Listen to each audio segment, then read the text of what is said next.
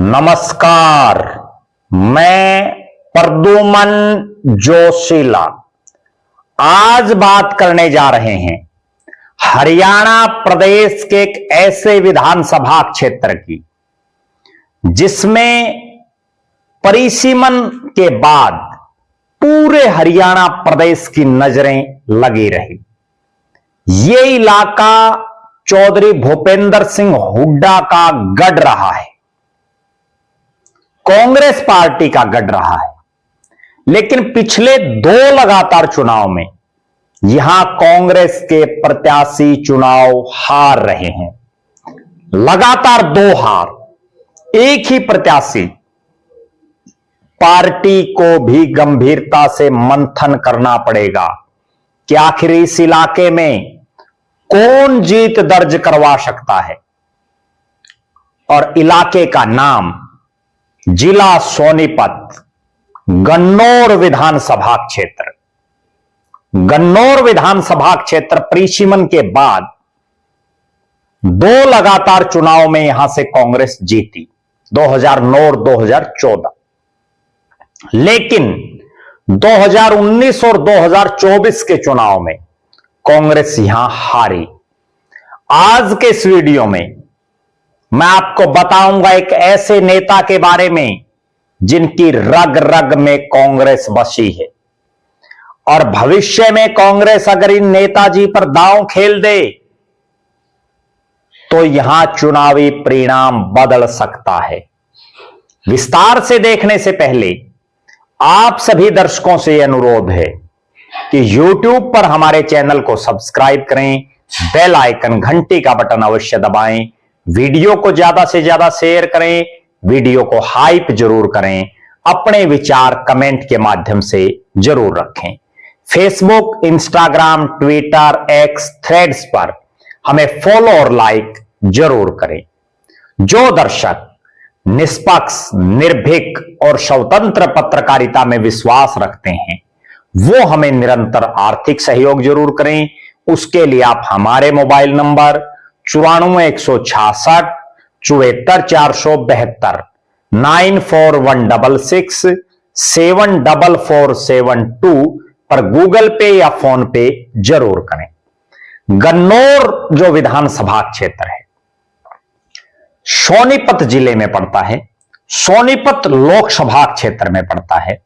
और इस इलाके में 2009 से लेकर के और 2024 तक लगातार कांग्रेस पार्टी एक ही प्रत्याशी पर दांव खेलती रही है, और नाम है कुलदीप शर्मा।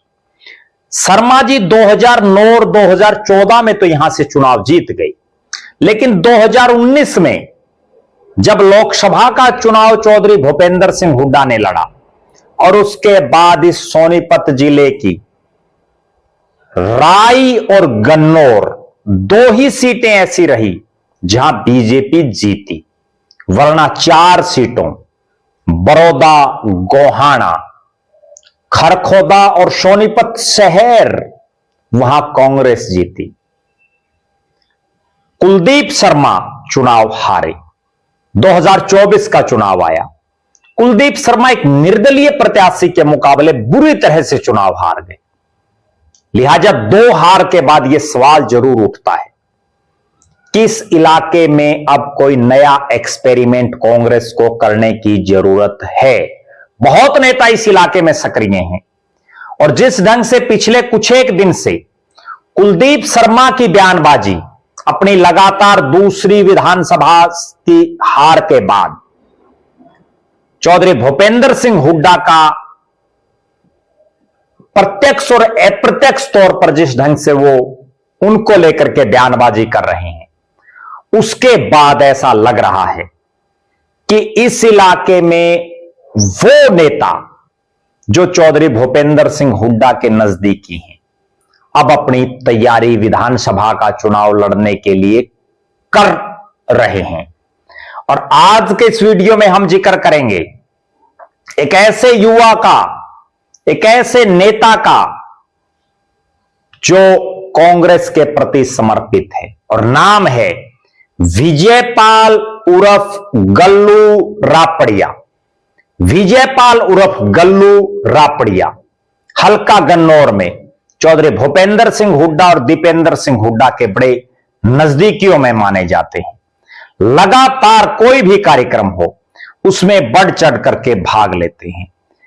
सामाजिक और पंचायती परिवार से संबंध रखते हैं। लगातार कांग्रेस की 2 हार के बाद विजयपाल उर्फ गल्लू रापड़िया जो एक जुनूनी नेता है, जो संघर्षशील है, जमीनी नेता है और जमीन पर कांग्रेस को जो मजबूत कर रहा है, उनको जब पार्टी पावर देगी, चौधर देगी, तो निश्चित रूप से इस इलाके में चुनाव परिणाम बदल सकता है। हुड्डा साहब और दीपेंद्र हुड्डा या कांग्रेस का कोई कार्यक्रम हो, हर जगह बढ़ चढ़ करके भाग लेने वाले विजयपाल उर्फ गल्लू रापड़िया एक ऐसा नेता है जो पार्टी के लिए लगातार काम करने में विश्वास रखता है। इनके ताऊ चौधरी सूरजभान चेयरमैन भी रहे, सरपंच भी रहे, हरको बैंक चंडीगढ़ के डायरेक्टर भी रहे। इनके चाचा कंवर भान शेखपुरा में सरपंच रहे और गन्नौर मार्केट कमेटी के चेयरमैन भी रहे। खुद विजयपाल उर्फ गल्लू रापड़िया ट्रक यूनियन गन्नौर के प्रधान रहे।